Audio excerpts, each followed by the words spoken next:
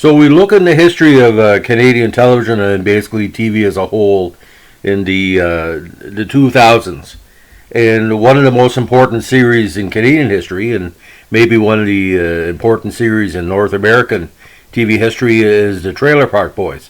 Now, for the four people that don't know who the Trailer Park Boys are, they're a group of three very close friends that live in a trailer park. And they're dope dealers, they're schemers, they're lovers, they're fighters, all different stuff.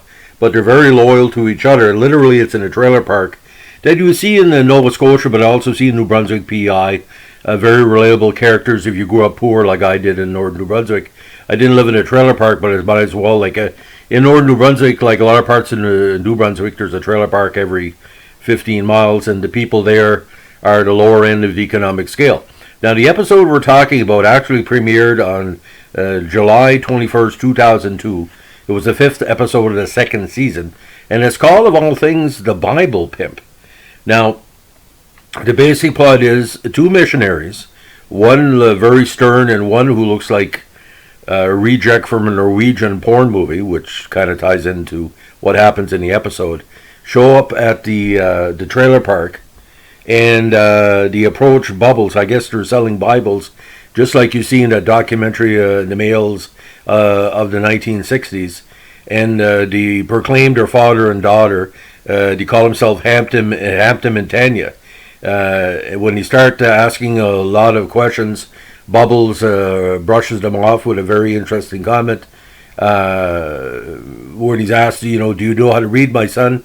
He said, well, I don't know. Do you know how to go fuck yourself? Which ties into the fact Bubbles is always the investigative one of Julian, Ricky, and Bubbles, and it pays off later in the episodes.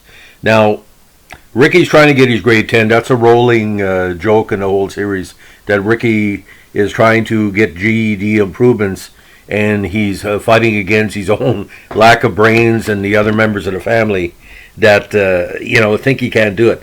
So his girlfriend, Sarah, and Ricky are talking about, him spending more time with her. And he said, no, well, I'm studying for my grade 10. I need as much time as I can by myself. Now, in the previous episode, Bubble Shed was burned down, and he decides to put up Bubbles at J-Rock's van to apologize for what happened. There's a lot of flowing episodes in Trailer Park Boys. Now, Bubbles does turn on an offer to stay at Julian's place because he doesn't want to hang around with him and Ricky unless he stop growing dope. Like Bubbles wants to get away from the dope making because that's what caused his precious shed to burn down and put all these kiddies, in the problem. Now, there's battles between Ricky and Julian in this episode where Ricky has to concentrate on making dope.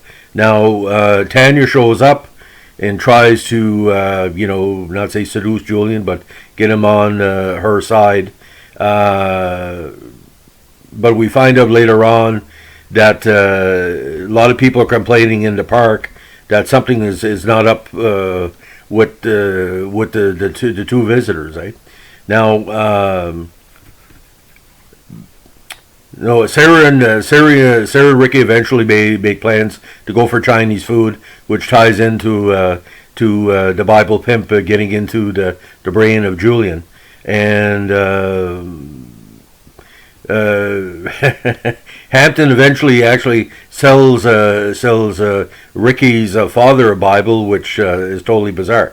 Now, but Bubbles basically is saying something's going on. This doesn't smell really right. Why would he still be hanging around the park where they've already, sold most of their Bibles? So you're pretty well figuring it's something to do with the dough plants, eh? Now, the evening when Ricky and Sarah are on their Chinese food date, which was a classic scene in Canadian TV history, you see that Julian is in the next car with Tanya. Now, Ricky loses it and says, why aren't you watching the dough plants? And when you get back to the Airstream, the dough plants have disappeared. Now, they've been cleaned out. Now, when Ricky sees everything being gone, They find out that Corey and Trevor was keeping an eye on Tanya, and to find out that the Hamptons have showed up at the local porn place or strip place called Slick Pimp. Now the dope is being stored in a van, which is in a parking lot. Leahy arrives and then basically says other people have also been scammed by the Bible pimps and robbed by the fake missionaries. And Julian and Ricky and Bubbles and Leahy and all the supporters decide to work together to get the trailer park back in line. Now when they decide to go in, you see Tanya on the stage, backlit like a YouTube video, stripping with her big, Norwegian side side here, sort of like the old-fashioned, or Norwegian porn look of back in the 80s. Now, when they approach Hampton saying, where's our money, where's our marijuana, he makes a run for it, and they have a firefight outside, but Leahy shows up with the cops, and all the Bible pimps are eventually arrested, and, she basically tells Ricky he's a trailer park boy, and decides to give a rant. Oh, you loved it, talking about Hampton. The fact is, she was used for sexuality to draw people out. Now, the episode ends with Corey and Trevor and Bubbles and Ricky and J-Rock and everybody else sitting down to watch stolen cable TV and in Bubbles' new abode. So the whole episode runs so fast. And why this episode stands out has been written about in critical books that look at early 2000 televisions.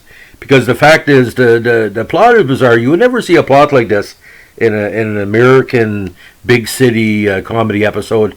It's basically low end maritime drama, poor man's drama. But it's basically funny as hell. But see, the love between Ricky, Julian, and Bubbles, they love to have for each other, because they're like brothers, really. If you look at it, they're not, physically brothers, but they're mentally brothers. It just stands out as probably one of the most important episodes in Canadian TV history. Now, this is completely bizarre, and I want you to listen to me for a second. There would be no Schitt's Creek were it not for Trailer Park Boys. There would no be Anne with an E were it not for Trailer Park Boys.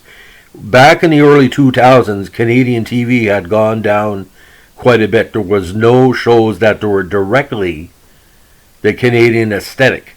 Like Letterkenny came way after this as well. The Trailer Park Boys were a home run in the first 3 seasons. Every episode was a home run. It's comparable like how MASH is iconic in the States.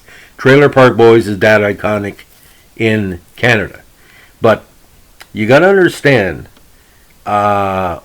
being a smart person like I am, or members of my family that are dumb as a post as they are, they all get it. This is a grade 10 plot device or plot twist. You don't have to be a university grad, but you don't have to be stupid to get it. This episode was for everybody. But must be warned, if you watch the episode, the unedited version, a lot of profanity, a lot of sexuality. Basically, that's what Snoop Doggy Dogg once said. This is the best show on television because it has a hip-hop aesthetic. So that's the story of the Bible Pimp. And if you want to check out the video, it's available online. Netflix in Canada has Trailer Park Boys. But I would suggest watching Trailer Park Boys, if you haven't before, to watch it in sequence, because that's the only way to really enjoy it. But the cinematography in the Bible Pimp, especially at the porn location, strip bar, my God, you must have looked at old YouTube videos from Red Rocks to get the visualizations. It's pretty freaking amazing. Like I said, cinematography doesn't seem to be an important thing to be talking about Trailer Park Boys. But the visuals are stoned, no pun intended, perfect. So thanks for listening. Please give me a like, comment, or subscribe what you think. And anyway, this is something I wanted to do for a while because I couldn't do it for the newspaper I was working for because it wouldn't allow my TV column to include Trailer Park Boys for age limit reasons. So I'm glad I can do this for you today. Have a good day.